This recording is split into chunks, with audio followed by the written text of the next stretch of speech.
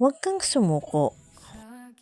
May dahilan ang Diyos kung bakit ikaw ay patuloy na humihinga at nabubuhay. Una, nakaligtas ka sa mga insidente at pagsubok.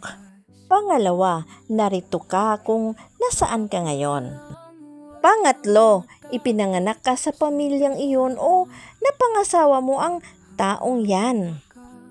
Pang-apat, naroon ka sa isang particular na lugar sa isang tiyak na panahon. Panglima, dumaranas ka ng mga kabiguan at pagkadismaya.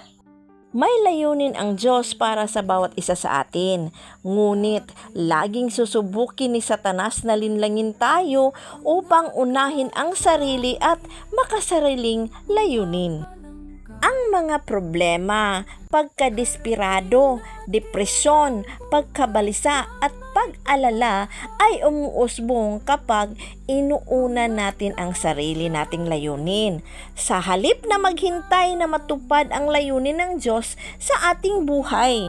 Wala tayong dapat ipag-alala o katakutan kung hindi tayo susuko, kundi maghihintay sa Diyos na tuparin ang kanyang layunin sa ating buhay.